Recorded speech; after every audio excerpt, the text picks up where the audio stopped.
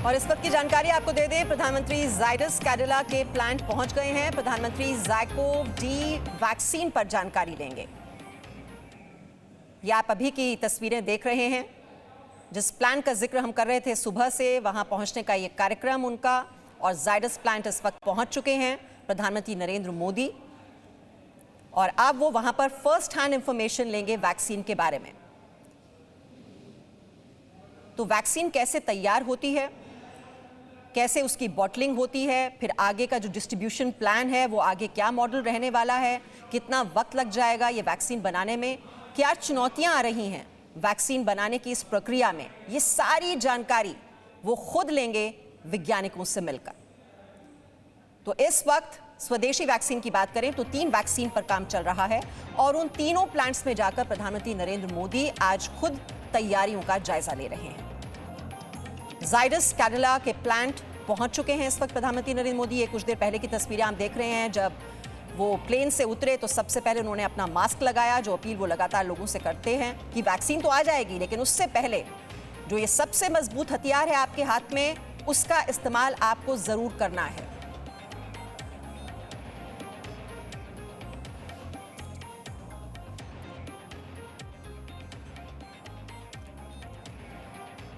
और इस वक्त हमारे साथ 2 और मेहमान जुड़ गए हैं। डॉक्टर पुनीत मिश्रा हैं हमारे साथ, और डॉक्टर विपिन पुरी भी हैं, वाइस चांसलर हैं KGMU के, वो भी हमारे साथ जुड़ गए हैं। डॉक्टर रमन पहले से ही हैं हमारे साथ, और आप सभी का बहुत बहुत स्वागत। हमारे रिपोर्टर्स को भी आप इस वक्त देख रहे हैं, क्योंकि जो ग्राउंड रिपोर्ट है वो भी बहुत ज़रूरी हो जाती है। प्लांट में जाकर किस तरह से वो तैयारियों का जायजा ले रहे हैं, वो जानकारी आप तक हम पहुँचा रहे हैं। लेकिन सबसे पहले डॉक्टर पुनीत मिश्रा, अब ये 3 वैक्सीन्स की हम बात कर रहे हैं, अब ये अलग अलग फेजेस चल रहे हैं, क्लिनिकल ट्रायल्स हो रहे हैं, लेकिन जो सारे देशवासी इस वक्त सवाल पूछ रहे हैं, वैक्सीन कब मिलेगी? और इसीलिए आपसे भी मैं सवाल सबसे पहले पूछ रही हूँ। देखिए, जो वैक्सीन मुझे लगता है कि बहुत ही जल्द आने वाली है। शायद अगले साल के शुरुआत तक हमें कोई ना कोई वैक्सीन भारत में हो जाएगी। और मैं अभी इस वक्त यही कहूँगा, अगर हम ऑप्टिमिस्टिक रहें तो शायद 1 से 2 महीने का टाइम लगेगा किसी भी वैक्सीन को भारत में लाइसेंस और जो पूरी प्रक्रिया है उसको होने में। और ग्लोबल लेवल पर भी आपने देखा होगा कि अमेरिका में भी 2 वैक्सीन के लिए लाइसेंस के लिए अप्लाई कर दिया है। जो ऑक्सफोर्ड वाली वैक्सीन है उसके लिए यूके में अप्लाई हुआ है, हालांकि उसमें कुछ कंट्रोवर्सीज हुई हैं। जहां तक हमारे भारत की बात है, आज हमारे माननीय प्रधानमंत्री जी शायद इसी कड़ी को आगे बढ़ाते हुए 3 जो प्रमुख कंपनियां भारत में वैक्सीन बना रही हैं उनका कर रहे हैं, उनकी तैयारियां देख रहे हैं। तो मुझे लग रहा है कि चूंकि ये वैक्सीन फेज 3 ट्रायल में चल रही है, तो जैसे ही इनके शुरुआती रिजल्ट आने स्टार्ट हो जाएंगे, भारत सरकार उनको देखते हुए और जो रेगुलेटरी अथॉरिटीज हैं उनकी सेफ्टी और एफिकेसी को देखते हुए अगर उचित होगा तो तुरंत ही इसकी जो अनुमति दे दी जाएगी, और अनुमति देते ही सारी प्रक्रिया स्टार्ट हो जाएगी। जैसा कि आपने अपने समाचार के माध्यम से बताया है और बाकी लोगों ने, कि भारत सरकार की साथ ही साथ पूरी तैयारी चल रही है कि किस प्रकार से हम इस वैक्सीन का वितरण करेंगे, स्टोरेज करेंगे, कैसे ट्रांसपोर्ट करेंगे और किन लोगों को प्राथमिकता के आधार पर पहले दी जाएगी। तो ये सारी तैयारियां साइड बाय साइड चल रही हैं, और इन सब देखते हुए मैं यही कहूँगा कि दिसंबर या जनवरी तक हमारी जो वैक्सीन है कोई ना कोई जरूर भारत में आ जानी चाहिए। जी डॉक्टर रमन, आप जो बोल रहे हैं डॉक्टर पुनीत मिश्रा की स्टोरेज की कंडीशंस कैसी होंगी, जो डिस्ट्रीब्यूशन प्लान है वो कैसे बनेगा, तो सबसे पहले तो स्टोरेज के बारे में, अब ये स्टोरेज फैसिलिटीज़ कैसी हैं हमारे देश में, उन पर क्या काम इस वक्त हो रहा है? और जैसे फाइजर और मोडर्ना के बारे में कहा जा रहा है कि बहुत ही उसके लिए लो टेम्परेचर्स चाहिए स्टोर करने के लिए, और ट्रांसपोर्ट करना ये भी एक बड़ी चुनौती होगी, तो उस पर जो हमारा काम है वो कहाँ तक पहुँचा है?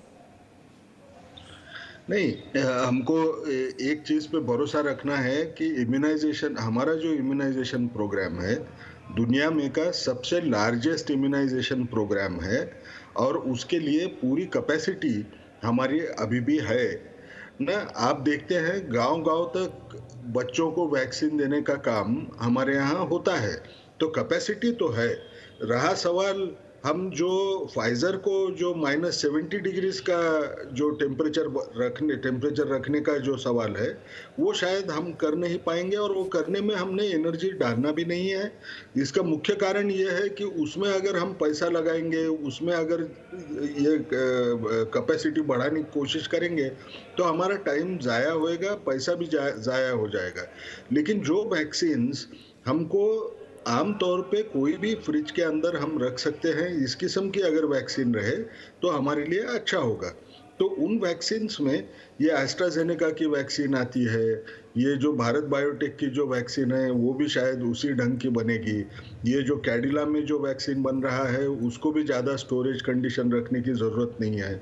मॉडर्ना के वैक्सीन जो वो लोग बोल रहे हैं, वो वैक्सीन शायद उसको इतना टेम्परेचर रिक्वायरमेंट स्ट्रिंजेंट नहीं है, लेकिन उसकी कीमत जो बोल रहे हैं वो भी बहुत ज़्यादा की बात हो रही है। तो हमको दोनों रेट लिमिटिंग स्टेप्स हैं, या तो वैक्सीन स्टोरेज को कौन से टेम्परेचर पे करना है जो हमारे लिए अच्छे रहेंगे इस ढंग के, और दूसरी बात उसकी कीमत कैसे रहेगी। जी, आपने कीमत का भी सवाल उठाया और ये भी बहुत से लोग जानना चाहेंगे कि ये जो वैक्सीन्स बन रही हैं हमारे देश में, क्या प्राइस रेंज इनका रहने वाला है।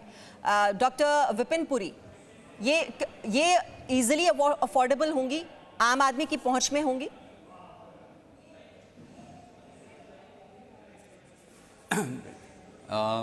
आई थिंक ये तो गवर्नमेंट पॉलिसी होगी ऑन द सब्जेक्ट, एंड जो हमें इंफॉर्मेशन अभी तक मिली है, हमें तो यही है कि I think it's going to be very affordable, and so that ये वैक्सीन आम आदमी तक पहुंच सके। एंड मेनी स्टेट गवर्नमेंट्स ने तो ये भी अनाउंस किया है that it will be free of cost in their respective states. So I think जो national policy होगी, जो state government's policy होगी, health as you are aware is a state subject, so therefore it will depend entirely on the state how उसकी क्या policy होगी as far as the economics of the vaccine is concerned. So I think that's where we stand as far as this is concerned, but I think it has to come from the state administration.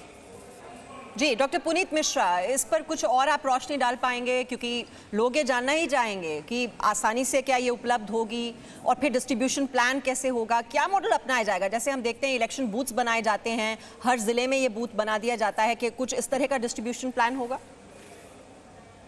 देखिए, जहाँ तक distribution की बात है, समय समय पर हमारे प्रधानमंत्री जी इसके बारे में खुद स्वयं जाके मीटिंग लेते रहे बड़े बड़े ऑफिसर्स की।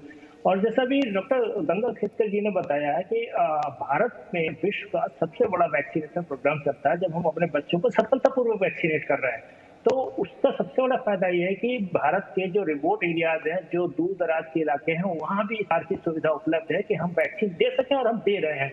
तो एक तो वो वाली बात आती है कि जहाँ तक डिस्ट्रीब्यूशन है, दूर दराज के गाँव में हमारा पूरा नेट है। दूसरी बात जो आती है, जैसे आपने अभी बताया कि किसको प्रयोग करेंगे, तो देखिए उसके बारे में जब वैक्सीन आएगी, हमारी कोशिश ये रहेगी कि हम सभी लोगों को दें। लेकिन जब भी कोई नई चीज आती है तो प्राथमिकता के आधार पर देते हैं कि जिनको सबसे ज्यादा है या जिनको सबसे ज्यादा जरूरत है, उनको हम वैक्सीन सबसे पहले देना चाहेंगे। और उसमें हमारे आते हैं जो चिकित्सक हैं, हमारे फ्रंटलाइन वर्कर्स हैं, हमारे डिफेंस लोग हैं, जो ऐसे मोर्चों पर लगे हुए हैं जहां पर उनको सबसे ज्यादा खतरा है कोरोना से। तो सबसे पहले सरकार की कोशिश ये रहेगी कि ऐसे व्यक्तियों को दी जाए। उसके वो लोग हैं जो कोमॉर्बिड कंडीशन के साथ आते हैं या एल्डरली हैं, उन लोगों को दी जाए, और उसके बाद उन लोगों को दी जाए जिनको इस चीज का रिस्क कम है। अभी आपने एक चीज और की थी ट्रांसपोर्टेशन की और दूसरी प्राइस की, तो उसमें मैं ये कहना चाहूंगा, देखिए जो स्टोरेज और ट्रांसपोर्टेशन है, हमारे पास फैसिलिटी एडजस्ट करती है। जैसे -70 की नहीं है, मैं मानता हूं कि दूर दराज में नहीं है, और उसकी हमें तभी नहीं है क्योंकि हमारी जो अन्य वैक्सीन आ रही है, चाहे वो भारत की बनी हुई वैक्सीन है या कुछ है, उसमें हमें इतने कम टेम्परेचर की आवश्यकता नहीं है। जो normal temperature up to -20 degree से लेकर 8 डिग्री सेंटीग्रेड के बीच में वैक्सीन रखनी है, वो सुविधा हमारे दूर दराज के इलाकों में PSC और CSC लेवल पर उपलब्ध है, क्योंकि हम ऑलरेडी दे रहे हैं। एक सवाल आपने और पूछा था जी। मैं डॉक्टर रमन से भी आपने दरअसल यही पूछना चाह रही थी, इस पर उनका भी एक कमेंट ले लेते हैं। डॉक्टर रमन, ये बात हो रही है कि जो स्टोरेज कंडीशंस हैं, अगर ये फाइजर, मॉडर्ना, अगर इसमें काफ़ी टफ कंडीशंस बताई जा रही हैं कि आप फ्रिज में नहीं रख पाएंगे, आपको काफ़ी कोल्ड उसमें कंडीशंस में इसे रखना। अच्छा, डॉक्टर रमन, मुझे जानकारी मिल रही है कि वो अभी डिस्कनेक्ट हमसे हो गए हैं। इसी पर अगर आप डॉक्टर पुनीत बता दें कि ये अगर इतनी कोल्ड कंडीशंस हैं तो फिर हमारा जो करार होगा किन देशों के साथ हो रहा है वैक्सीन के लिए, ये सारे फैक्टर्स भी तो देखे जाएंगे। और एक स्पुतनिक जो वैक्सीन है उसका ट्रायल भी यहाँ पर देश में हो रहा है, उसके बारे में भी जानकारी दे दें।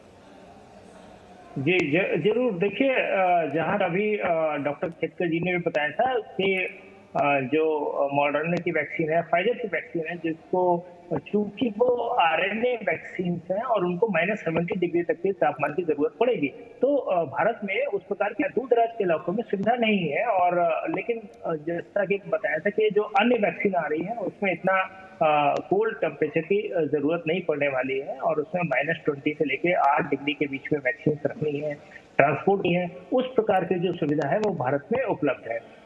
दूसरा आपका सवाल, हाँ, जहां तक अन्य वैक्सीन है किससे के साथ करार होगा, देखिए भारत की इस संबंध में बहुत ही खुली हुई पॉलिसी है और हम इसको अच्छी तरीके से देख रहे हैं कि जो भी वैक्सीन उपलब्ध होती है और जो सेफ्टी के सुरक्षा के मानकों पे खरी उतरती है, जो इम्यूनिटी देती, इफिकेसी देती है और जो ड्यूरेशन अच्छा है, हम उस वैक्सीन का चुनाव करेंगे। और ऑफ कोर्स अगर हमारी भारत की वैक्सीन इस पे खरी उतरती है, जैसे कि अभी तक अच्छे संकेत मिल रहे हैं, तो जरूर हम उसके ऊपर जाएंगे, क्योंकि कॉस्ट एक फैक्टर है। हम चाहते हैं कि वैक्सीन ऐसी हो जो हर किसी को अफोर्ड हो सके, हर किसी को मिल सके, इसमें कहीं ऐसा भेदभाव नहीं रहे कि जो जिनके पास पैसा नहीं है वो इस वैक्सीन से वंचित रह जाएं।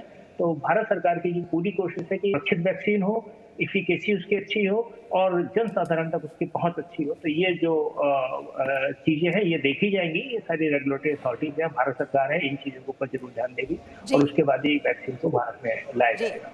और डॉक्टर विपिन पुरी, वैसे तो प्रधानमंत्री नरेंद्र मोदी का हमेशा ये मूल मंत्र रहता है आत्मनिर्भर भारत, और कोशिश यही रहेगी कि हमारे देश में ही ये जो वैक्सीन है वो पहले बन जाएं। और अगर ये पहले ही बन जाती है तो ग्लोबली आप किस तरह से देख रहे हैं, हम क्या ये डिस्ट्रीब्यूशन कर सकते हैं बाहर के देशों में भी, क्या हम उस स्थिति में हैं आज?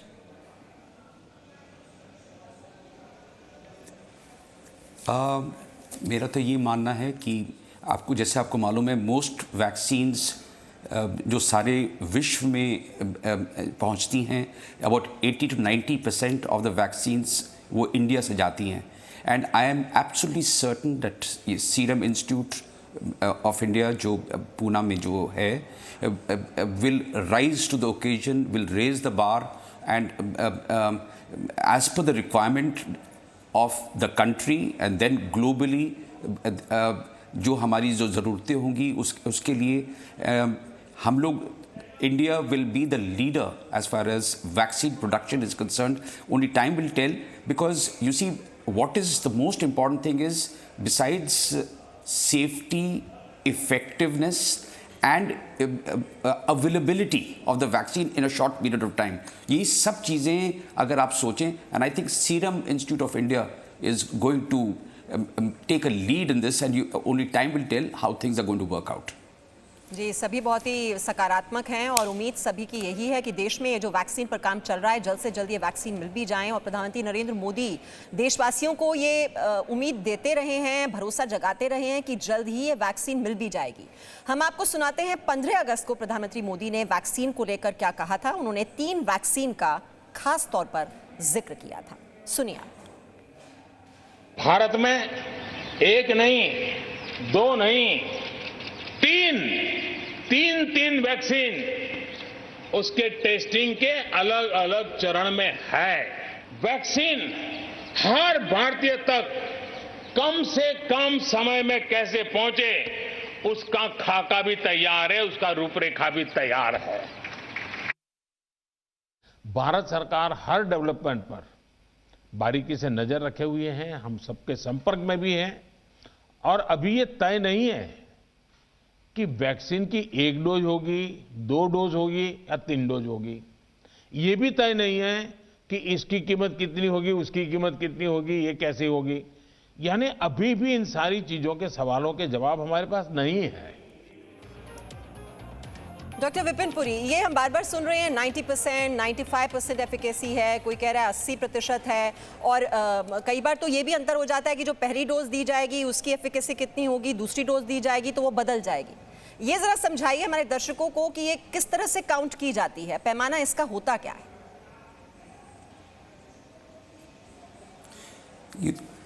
You see, वैक्सीन इंजेक्शन देने के बाद में हम दो तरह की हम एंटीबॉडीज़ के लिए एंटिसिपेट करते हैं। एक तो ह्यूमरल एंटीबॉडी जो हमारी बी सेल से होती है, एक दूसरी एंटीबॉडीज़ जो टी सेल या मेमोरी सेल्स से जो प्रोडक्शन होती है। नाउ एक फर्स्ट इंजेक्शन के बाद में कितना उसका इफ़ेक्ट होता है इस क्लिनिकल ट्रायल्स में हम इनको चेक करते हैं। जो सेकंड शॉट देने के बाद में उसका कितना ऑगमेंटेशन होता है इज़ द सेकंड थिंग। सो ये रिजल्ट्स क्लिनिकल ट्रायल्स के दौरान पता चल रहे हैं कि कितना इसका इफ़ेक्टिविटी है, कितनी इसकी एफिकेसी है। तो मैं समझता हूँ कि ये जब तक ये ट्रायल्स के पूरे रिजल्ट्स नहीं आते, to commit and to talk about this will at best be speculative, and I don't think it's the right thing to do.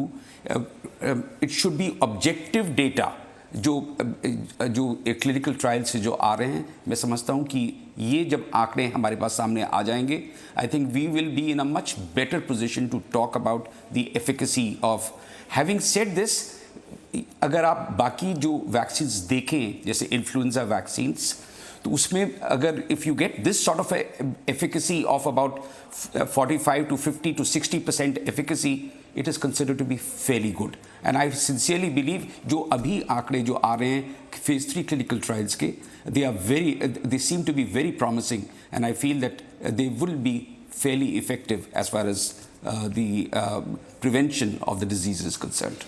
चलिए डॉक्टर विपिन पुरी, बहुत ही आपने ये अहम बात बताई है कि हमें आंकड़ों में नहीं उलझना चाहिए। देखिए अभी तक जो ये क्लिनिकल ट्रायल्स हो रहे हैं और जो संकेत मिल रहे हैं वो बहुत ही सकारात्मक हैं, बहुत ही पॉजिटिव हैं, और जब ऑब्जेक्टिव डेटा हमें मिल जाएगा और शायद ये 2-3 महीने के बाद हम और बेहतर स्थिति में होंगे बताने के लिए कि ये जो वैक्सीन आ रही है वो कितनी कारगर होने वाली है। एक छोटे से ब्रेक के लिए यहाँ पर रुक रहे हैं, लौटते हैं जल्द, कहीं जाएगा नहीं, क्योंकि जी न्यूज़ पर आप देख रहे हैं स्पेशल कवरेज जो कि सीधे सीधे आपके सरोकार से जुड़ी हुई है। कोरोना वैक्सीन कब आ जाएगी, और जो भी मन में आपके सवाल हो आप पूछ सकते हैं हमसे, और हम आपके सवाल पूछेंगे एक्सपर्ट से। Presenting the News app, available on Google Play and App Store. Download it now.